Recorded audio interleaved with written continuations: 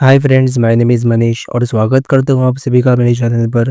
तो आज हम बात करेंगे एसआईएफ यानी कि स्पेशलाइज्ड इन्वेस्टमेंट फ़ंड के बारे में कि एसआईएफ होता क्या है, इसकी कैटेगरीज़ के बारे में हम डिटेल में जानेंगे और क्यों इसकी ज़रूरत पड़ी कि इसको लॉन्च करने के लिए। एसआईएफ को एकदम डिटेल में समझने की कोशिश करेंगे और ये सारी इन्फॉर्मेशन आपको सेबी के सर्कुलर के ऊपर मिल जाएगी, उसी के थ्रू मैं यहाँ पर वीडियो बना रहा हूँ। तो आज का वीडियो पूरा ज़रूर देखिएगा, हम इन डिटेल डिस्कशन करेंगे एसआईएफ के बारे में। तो चलिए शुरू करते हैं आज की वीडियो को। तो इंडिया में इन्वेस्टमेंट प्रोडक्ट टाइम के साथ इवॉल्व हुए हैं। सेबी ने इन प्रोडक्ट्स को उनको कॉम्प्लेक्सिटी, टारगेट ऑडियंस और मिनिमम इन्वेस्टमेंट के बेसिस के ऊपर रेगुलेट किया है।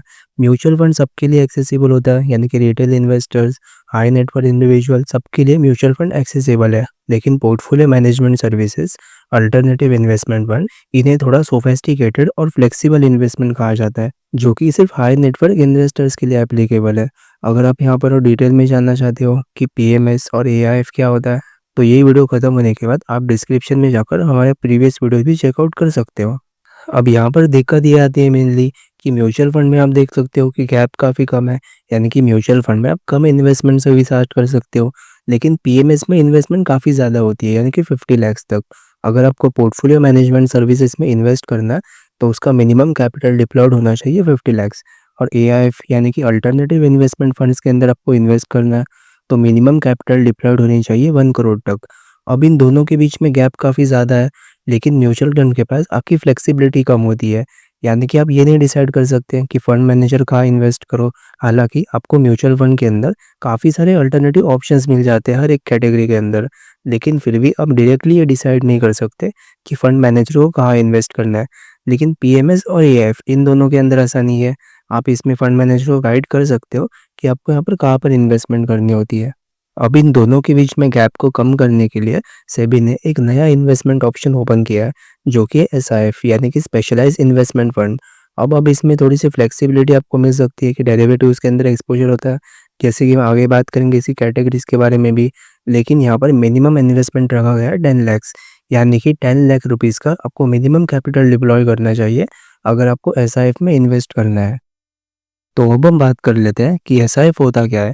एसआईएफ एक सेबी रेगुलेटेड प्रोडक्ट है जो पोर्टफोलियो में आपको फ्लेक्सिबिलिटी ऑफर करता है, लेकिन म्यूचुअल फंड के साथ रेगुलेशंस की तरह भी। यानी कि म्यूचुअल फंड की तरह ये भी सेबी ने रेगुलेट किया हुआ है, लेकिन इसके अंदर फिर भी आपको थोड़ी सी फ्लेक्सिबिलिटी मिलती है। जैसे कि अगर आपको डेरिवेटिव्स के अंदर शॉर्ट पोजीशंस क्रिएट करनी है तो एसआईएफ के थ्रू ये कर सकता है। और म्यूचुअल फंड्स के अंदर जैसे कि रिस्कोमीटर होता है, वैसे ही एसआईएफ के अंदर भी रिस्क बैंड दिया हुआ है, यानी कि लेवल 1 से लेकर लेवल 5 तक। अगर कोई एसआईएफ लेवल 1 तक है, यानी कि सबसे कम रिस्क के ऊपर काम कर रहा है, और अगर कोई एसआईएफ लेवल 5 है, यानी कि वो हाईएस्ट रिस्क के ऊपर काम कर रहा है। तो अब हम देख लेते हैं कि एसआईएफ के अंदर कौन से कैटेगरीज होती है। एसआईएफ के अंदर मेनली 3 कैटेगरीज है, इक्विटी, डेट और हाइब्रिड। और हर एक कैटेगरी के अंदर अलग अलग सब कैटेगरीज है। तो पहले हम बात कर लेते हैं कि इक्विटी के अंदर कौन से कैटेगरीज है। इक्विटी के अंदर पहला कैटेगरी है इक्विटी शॉर्ट लॉन्ग फंड, यानी कि 80% या उससे ज़्यादा इन्वेस्टमेंट इक्विटी या फिर उससे रिलेटेड प्रोडक्ट्स के अंदर होनी चाहिए, और बाकी के 25% के साथ शॉर्ट में यहाँ पर डेरिवेटिव पोजीशन क्रिएट की जा सकती है। यानी कि 80% इक्विटी के अंदर इन्वेस्टमेंट हो और बाकी के 20% या फिर जो भी परसेंटेज बचता हो उसका मैक्सिमम 25% तक आप इसके अंदर एक शॉर्ट पोजीशन क्रिएट कर सकते हो। सेकेंड कैटेगरी है इक्विटी एक्स टॉप 100 फंड, यानी कि ये उन्हीं कंपनीज के अंदर इन्वेस्ट कर सकता है जो टॉप 100 के अंदर नहीं है। अब इसका ये मतलब है कि इसके अंदर एक्सपोजर उनको ज़्यादा देना है जो कि स्मॉल और मिड के अंदर इन्वेस्ट करना चाहते हैं। जैसे कि टॉप 100 कंपनीज को मान लेते हैं लार्ज कैप 101 से लेकर 250 तक जो मिड कैप होता है, और 250 के नीचे वाले जो स्टॉक है वो सारे स्मॉल कैप कैटेगरी के अंदर आते हैं। तो जो लार्ज कैप स्टॉक है यानी कि टॉप 100 स्टॉक्स, उनके अंदर ये फंड इन्वेस्ट नहीं कर सकता। इन्वेस्टमेंट सिर्फ उसी फंड के अंदर होगी जो कि टॉप 100 में नहीं आते हैं। और थर्ड कैटेगरी यहाँ पर निकल के आती है sector rotation fund. Fund manager के पास मैक्सिमम 4 सेक्टर के अंदर इन्वेस्ट करने का फ्रीडम होता है, यानी कि 4 सेक्टर वो कोई भी चूज कर सकते हैं कि इन 4 सेक्टर के अंदर यहाँ पर ग्रोथ आ सकती है तो उन्हीं 4 सेक्टर के अंदर इन्वेस्ट करें। तो वैसे ही हम बोल सकते हैं इसे सेक्टर रोटेशन फंड। अब सेक्टर हालांकि इसके अंदर चेंज हो सकते हैं, उसमें कोई प्रॉब्लम नहीं है, लेकिन मैक्सिमम 4 सेक्टर रखना ही अलाउड है इसके अंदर। अब हम बात कर लेते हैं सेकंड कैटेगरी ऑफ फंड के बारे में, जो कि है डेट कैटेगरी। डेट कैटेगरी के अंदर मेनली 2 सब कैटेगरीज आती है, पहली सब कैटेगरी है डेट लॉन्ग शॉर्ट फंड।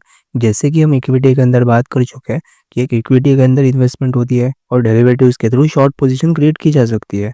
वैसे ही डेट के अंदर भी यहाँ पर मीडियम, शॉर्ट और लॉन्ग बॉन्ड्स के अंदर इन्वेस्टमेंट किया जा सकता है, लेकिन डेरिवेटिव्स डेट के थ्रू यहाँ पर भी शॉर्ट पोजीशन क्रिएट की जा सकती है। सेकंड कैटेगरी है सेक्टोरल डेट फंड।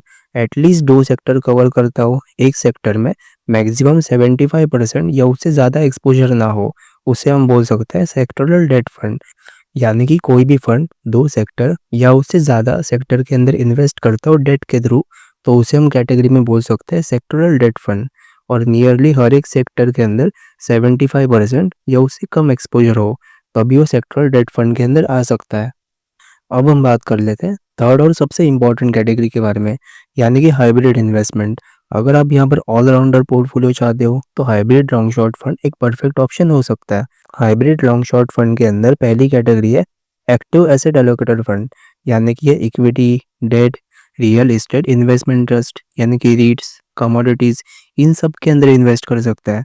ये जैसे कि हाइब्रिड इन्वेस्टमेंट होती है, यानी कि अलग अलग सेक्टर्स के अंदर या फिर अलग अलग एसेट क्लास के अंदर इन्वेस्ट करने से यहाँ पर डाइवर्सिफिकेशन बेनिफिट आपको मिल सकता है। और वैसे ही 25% यहाँ पर शॉर्ट भी पोजीशन क्रिएट की जा सकती है।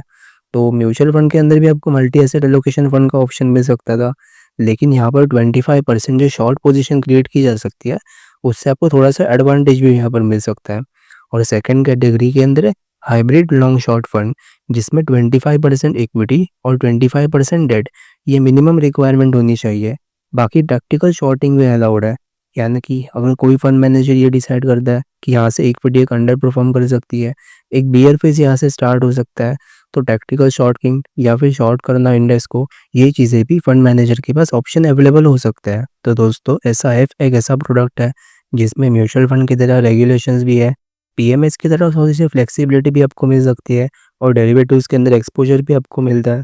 साथ में 10 लाख रुपए यानी कि एक रीजनेबल एंट्री बैरियर है, बहुत ज़्यादा अमाउंट आपको इसके अंदर इन्वेस्ट नहीं करना, और ये छोटी इन्वेस्टमेंट भी नहीं होती है। और स्ट्रैटेजीज भी वाइड रेंज के है, यानी कि इक्विटी, डेट, हाइब्रिड, उनके अंदर भी अलग अलग कैटेगरीज है। शॉर्ट लॉन्ग के अंदर भी इन्वेस्ट किया जा सकता है, सेक्टोरल फंड में भी इन्वेस्ट किया जा सकता है, तो अलग अलग कैटेगरीज भी आपको मिलती है। तो ये प्रोडक्ट उनके लिए बेस्ट है जो एमएफ से आगे बढ़ना चाहते हैं लेकिन पीएमएस तक की उनकी कैपिटल नहीं है, तो यहाँ पर एसआईएफ ऑप्शन बन सकता है।